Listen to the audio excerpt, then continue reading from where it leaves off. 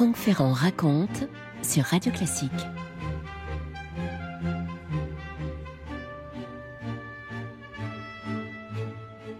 Si je vous parle d'Edvard Grieg, vous allez me dire qu'il est norvégien. Généralement, ça, on le sait. Mais si je vous demande d'où il est en Norvège, alors là, c'est une autre histoire.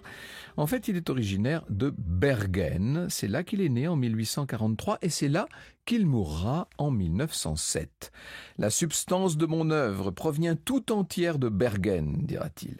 La beauté naturelle de la ville, ses habitants, toutes ses réalisations et ses activités ont été pour moi source d'inspiration. J'aime l'odeur de ses quais et je suis sûr que ma musique a une saveur de poisson. Ville extrêmement active que Bergen et prospère sur le plan culturel d'ailleurs autant que sur le plan commercial, avec une famille qui elle-même se répartit, si je puis dire, entre ces deux aspects. Le père, Alexander, est un riche négociant. Quant à la mère, Jésine Judith, c'est une poétesse et c'est une musicienne de talent. C'est elle qui, lorsque le petit Edvard était en âge de commencer à s'éveiller à la musique, lui a joué du Mozart et du Beethoven et du Weber au piano, bien entendu, pour lui communiquer son amour pour le piano. Dès l'âge de 6 ans, l'enfant commence l'étude de l'instrument sous ce qui devient la férule maternelle, avec des progrès incroyables. Il aime improviser pendant des heures pour essayer de découvrir de nouveaux sons, pour s'évader des gammes et de toutes sortes d'exercices de dextérité où il excelle. Pour autant, jamais on ne pourra dire d'Edvard Grieg qu'il ait été un grand pianiste. À la fin de sa vie, il préférera déléguer la partie de soliste de son concerto pour piano à un certain nombre de virtuoses, lui se contentant, si je puis dire, de diriger l'orchestre. Voilà ce que nous dit Isabelle Werck dans Edvard Grieg aux éditions Bleu Nuit. Nerveux et perfectionniste, nous dit-elle, il a souvent le trac. Pour le conjurer, il garde toujours dans sa poche son porte-bonheur, une grenouille en caoutchouc dont les pattes avant ont été usées par ses anxiétés. Franck Ferrand sur Radio Classique. On ne peut pas dire que ce soit quelqu'un de très liant, le jeune Grieg. Très vite, il manifeste même une certaine aversion pour la vie en communauté. Il déteste aller à l'école. Il faut dire que ses camarades se moquent de sa nature sensible, pour ne pas dire hypersensible, et assez rebelle, ce qui souvent va de pair.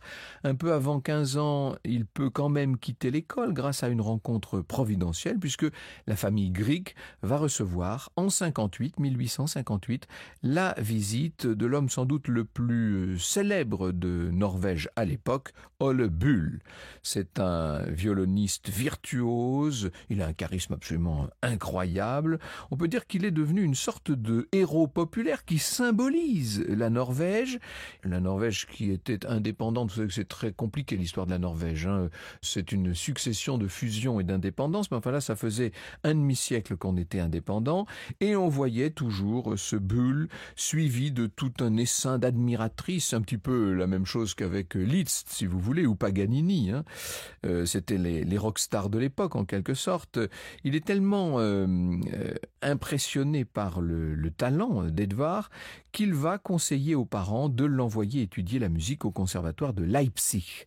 Donc le voilà parti pour l'Allemagne, pour cette institution qu'est le conservatoire de Leipzig. Inutile de vous dire que ça n'a pas été facile pour le jeune Edvard de se couper de sa chère ville de Bergen. Néanmoins, il va étudier là-bas à Leipzig, sauf que ça n'est plus du tout l'école de Bergen, là. Les espoirs qu'on a pu former sont rapidement déçus. Grieg a beau se lancer dans le travail avec beaucoup de volonté et même un certain acharnement.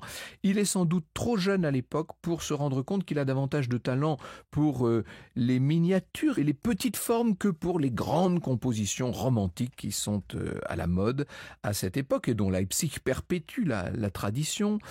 Lui va faire des pièces lyriques pour piano, par exemple, qui sont des petites choses absolument charmantes. Edvard contracte une pleurésie, on est là dans l'été 1860, ça va le suivre pendant le restant de ses jours. Il aura un poumon atrophié, sa colonne vertébrale va peu à peu dévier au cours des années, ce qui va l'obliger à attraper le revers de son veston pour essayer de redresser son maintien. Vous voyez, il a de graves problèmes physiques, Edvard Grieg. Souvent, on le voit croiser les bras très haut pour cacher un peu tout ça, pour adopter une posture. Il prétend avoir quitté le conservatoire aussi stupide qu'il y était entré. En fait, au cours de ses études, il aura l'occasion d'assister à plusieurs concerts, d'entendre Clara Schumann interpréter les œuvres de son mari, notamment le concerto pour piano, et tout ça ne peut pas laisser insensible une oreille aussi musicale. Grieg, une fois terminé ses études à Leipzig, rentre en tout cas en Norvège et il a bien l'intention d'y faire une carrière. Il commence par donner un concert à Bergen, ça évidemment, avec au programme des études de Moscheles, une sonate de Beethoven et puis ses 4 pièces pour piano opus 1. À lui. Le concert est très bien accueilli, le jeune musicien se rend bientôt compte qu'il a peut-être eu le tort de rentrer un peu vite en Norvège, et l'envie lui prend de repartir pour essayer de compléter sa formation et pour essayer peut-être aussi d'aller glaner ici et là des idées neuves. Grieg juge qu'il lui faut d'abord se rendre dans la capitale danoise. Il faut vous dire que Copenhague, à l'époque, dans l'ensemble des pays scandinaves et tout particulièrement au Danemark, jouit d'un fort pouvoir d'attraction. On y trouve tout ce qui peut compter d'intellectuels et de culturels dans les pays scandinaves. Et c'est là qu'il va chercher à entrer en relation avec le grand personnage de cette musique scandinave. C'est un Danois et c'est Niels Gade. Il va écrire sous sa férule une symphonie en ut mineur, dont on ne peut pas dire qu'elle ait laissé un très grand souvenir.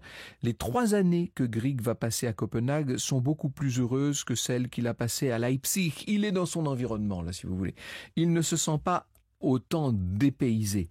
Il aime l'effervescence de cette capitale danoise et puis en même temps la douceur des paysages environnants et la proximité, pour ne pas dire l'omniprésence de la mer à Copenhague. Voilà un homme qui maintenant a une silhouette un peu frêle, ça je vous l'ai dit, avec un air de lutin sorti de son folklore national et qu'il essaie de cacher d'une certaine manière par un air assez exceptionnel, un grand charisme lui-même, et puis cette crinière, cette moustache blonde. Il va rencontrer une cousine qui elle aussi est originaire de Bergen mais qui réside au Danemark et qui s'appelle Nina Hagerup. Ils s'éprennent l'un de l'autre et vont secrètement se fiancer en juillet 1864. Et comme cadeau de fiançailles, Grieg compose « Je t'aime ».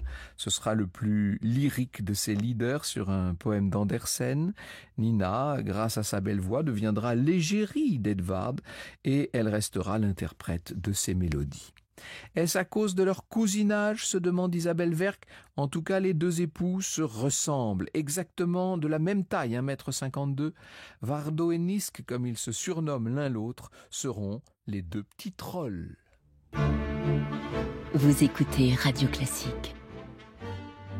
1864 est une année essentielle dans la vie de Grieg. C'est l'année aussi où il va faire la connaissance de Richard Nordraak, qui a 22 ans seulement et qui est tout simplement un personnage exceptionnel. C'est l'écrivain norvégien Bjørnson qui nous dit qu'être avec lui, être avec Nordraak était une véritable fête. Et Grieg est conquis, séduit en particulier par la passion tellement romantique de Nordraak pour tout ce qui a trait au peuple norvégien, à son histoire, à ses montagnes, ses fjords, ses paysans et ses légendes. Grieg va découvrir là une nouvelle source d'inspiration et la possibilité de créer un authentique nationalisme musical. N'oubliez pas qu'on est au plein milieu des années 1860, c'est la naissance partout dans tous les courants de la pensée et de la culture d'Europe de ce nationalisme qui emporte les choses sur son passage. Nordraak va soutenir le projet de son ami Edvard et avec un groupe de musiciens, tous deux vont créer une société appelée Euterpe qui organise des concerts de musique scandinave contemporaine.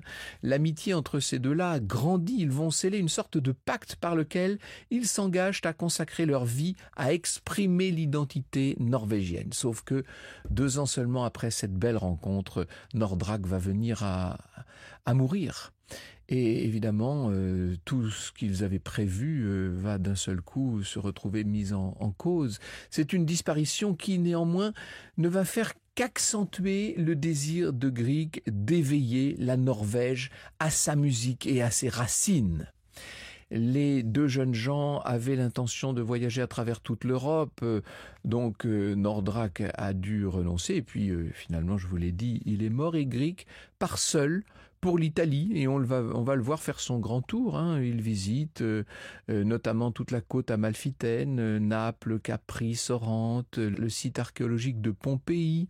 Il va rencontrer de nombreuses célébrités du monde artistique. Il est surpris, pour ne pas dire choqué, par les aventures galantes de Liszt et par le penchant d'Ibsen pour le vin local. Lui est beaucoup plus réservé, beaucoup plus sobre. Seule l'annonce de la mort de son ami Nordrak vient assombrir ce qui est par ailleurs un séjour solaire. Il inscrit une croix noire dans son journal intime au jour de la mort de son ami et le soir même, il va composer une pièce émouvante, la marche funèbre pour Richard Nordrak. Il envoie au père du défunt une lettre de sympathie dans laquelle il l'assure de sa détermination à poursuivre seul cette tâche que tous deux s'étaient assignée, qu'ils avaient bien l'intention de réaliser ensemble. Sa cause sera désormais la mienne, écrit Edvard Grieg. Son but sera le mien. Ne croyez pas que j'oublierai ce à quoi il avait aspiré. Grieg va finalement s'installer à Christiania, comme on appelait à l'époque la capitale norvégienne, Oslo. Il décide d'organiser un concert public entièrement norvégien le 15 octobre 1866 face à l'indifférence de la population à son endroit et envers la musique et envers notamment cette musique. Nina va chanter quelques leaders, Edvard l'accompagne au piano, c'est un succès artistique, succès commercial. Ce concert va contribuer à consacrer Grieg comme le plus grand représentant de la musique norvégienne et aussitôt on voit affluer les élèves. Le musicien acceptera bientôt le poste de chef d'orchestre de la Société philharmonique de Christiania. En juin 1867, Grieg a épousé Nina. Le 10 avril de l'année suivante naît leur fille Alexandra et il va pour l'été louer un cottage au Danemark. C'est là qu'il ébauche le célèbre concerto pour piano en la mineur. C'est la même tonalité que le concerto de Schumann, auquel il faut bien dire qu'il ressemble énormément. Et aujourd'hui encore, ce concerto est le symbole de la musique romantique norvégienne. Christiania, néanmoins, est un petit peu provincial peut-être pour les aspirations de Grieg, qui n'a pas obtenu la reconnaissance qu'il croit mériter et qui décide d'aller tenter sa chance ailleurs. À la fin de l'année 68, il reçoit une lettre chaleureuse de Liszt. La lettre est en français. Liszt y fait l'éloge de sa première sonate pour violon et il invite Grieg à venir à Weimar afin de le connaître mieux, afin de s'entendre peut-être. Elle témoigne d'un talent de composition vigoureux, réfléchi, inventif, d'excellente étoffe, lequel n'a qu'à suivre sa voie naturelle pour monter à un haut rang, nous dit Liszt dans cette lettre à propos de la première sonate pour violon. Au cours des vacances d'été, Grieg découvre un recueil de musique populaire norvégienne qui s'appelle « Anciennes et nouvelles mélodies de nos montagnes » et pour la première fois, il va réaliser à quel point la musique populaire de son pays est riche et diverse. Il entrevoit enfin comment il pourrait l'utiliser dans ses propres œuvres. Il se met aussitôt à l'ouvrage, compose un premier recueil à partir des airs qu'il a trouvés là et ça va devenir pour lui la source d'inspiration véritablement. Il rend donc visite en février 70 à Liszt, non pas à Weimar d'ailleurs, mais à Rome. Dans ses lettres, il raconte cette entrevue et comment le maestro a joué sa sonate pour violon numéro 2. Je vous cite un extrait d'une lettre d'Edvard Grieg. Je vous prie de considérer d'abord qu'il ne connaissait pas cette sonate, qu'il ne l'avait ni vue ni entendue. Ensuite qu'il s'agissait d'une sonate avec une partie de violon qui se meut tantôt dans le haut, tantôt dans le bas, tout à fait indépendamment du piano. Que fait Liszt ? Il joue le tout, avec la tête et les cheveux, violon, piano, plus encore, le violon au milieu du piano ressortait. Liszt était partout, sans oublier une seule note.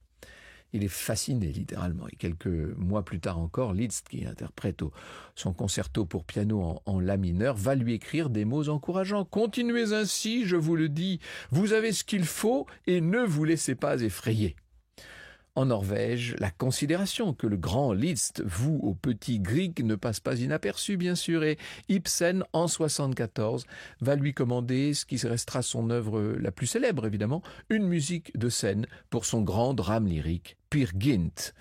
Grieg éprouve les plus grandes difficultés à réaliser ce travail. C'est vrai qu'il admire l'œuvre d'Ibsen, mais il trouve le sujet compliqué à l'extrême et pas du tout propre à l'orchestration. Il va mettre des mois à achever les 22 numéros de la partition. La création n'en remporte pas moins un succès incroyable qui laisse l'ombrageux Ibsen partiellement satisfait, et Grieg, qui lui de son côté n'est pas rancunier, va lui rendre hommage à sa mort en 1906. Pauvre grand Ibsen, écrira-t-il, ce n'était pas un homme heureux car il semblait porter en lui un bloc de glace incapable de fondre, mais sous ce glaçon gisait un amour fervent de l'humanité. Franck Ferrand sur Radio Classique. En 1877, à l'été 77, Grieg et sa famille s'établissent en face du fjord de Lofthus. Le compositeur qui cherche la tranquillité s'est trouvé une petite cabane assez grande pour abriter un piano, une table et une chaise, et c'est là qu'il va composer. Séjour très fécond, puisqu'il voit le jour un quatuor à cordes, des pièces vocales dont le Solitaire de la montagne, qui est inspiré d'une ballade norvégienne. Grieg déclarera avoir composé cette pièce avec tout le sang de son cœur. Et dans la foulée, le voilà qui entreprend toutes sortes de tournées de concerts à travers l'Europe. Ça y est, il est devenu célèbre. Mais généralement, quand on est célèbre, on est aussi assez épuisé par la multiplicité des engagements. Il s'établit définitivement dans l'ouest de la Norvège, où il va se faire construire cette maison du Tertre au Troll. Il ne résiste pas au plaisir de donner des concerts, malgré une santé dont il faut bien dire qu'elle est de plus en plus déficiente. Cette étape de sa carrière est pleine de reconnaissance. Il va recevoir des distinctions de toutes sortes d'institutions universitaires d'Europe. Ces rubans et ces médailles me sont très utiles en voyage, dit-il. Lorsque les employés des douanes les découvrent sur le dessus de ma malle, ils sont beaucoup plus bienveillants à mon égard. Franck Ferrand sur Radio Classique. 1898, Grieg met sur pied un projet qui lui tenait à cœur depuis longtemps, un festival de musique norvégienne. La ville de Bergen a organisé une exposition des arts et traditions norvégiens. Eh bien, Grieg entend se saisir de l'occasion et il écrit à son ami Röntgen: « Ce festival de musique me donne des cheveux blancs, comme si cela était nécessaire. Des compositeurs de tout acabit surgissent de partout et exigent sur un ton péremptoire qu'on les prenne en considération. » Grieg s'estime récompensé de ses peines en voyant le public fondre en larmes lorsqu'il écoute les mélodies norvégiennes, un public composé en grande partie de Norvégiens. Il entreprend une tournée qui l'emmène notamment à Paris en dépit de ses ennuis de santé, après avoir été nommé docteur honoris causa d'une université. « Comme je ne me sentais pas bien, j'ai dû, frais et moulu docteur, aller voir un docteur moi-même », écrit-il. De quoi faire oublier l'esclandre, survenu 4 ans plus tôt en 99 sur fond d'affaires Dreyfus. Et là, je cède la parole à Isabelle Werck. Grieg vient de recevoir une invitation d'Édouard Colonne pour Paris et va du haut de sa célébrité refuser. Comme tous les noms français, je suis indigné du mépris dans lequel sont tenus la loi et la justice dans votre pays, donc je ne me produirai pas pour un public français, écrit-il. Sauf que la lettre est publiée dans l'Aurore du 15 septembre 1899, puis dans tous les grands journaux européens. Aussitôt, un monceau de courriers haineux s'abat sur le bureau de son auteur. L'organe d'extrême droite, l'intransigeant, vitupère contre le compositeur juif Edvard Grieg. « J'en suis fier », s'amuse celui-ci, mais il est en même temps bien fatigué. « Le temps de l'adagio est venu, dit-il. J'ai soudain l'impression d'avoir 2000 ans et je n'ai même pas le désir de composer, je veux seulement reposer. » Reposer. Dans un sursaut de bonne volonté, il veut honorer une invitation de la Grande-Bretagne, seulement et au moment de partir, il va être terrassé par une attaque et c'est donc à Bergen, sa chère Bergen, qu'il va mourir dans la nuit. Il recevra des funérailles dignes d'un héros national, aux harmonies de la marche funèbre pour Richard Nordraak. Ses cendres seront placées dans une petite grotte naturelle, à l'endroit où il aimait contempler le fjord, son fjord.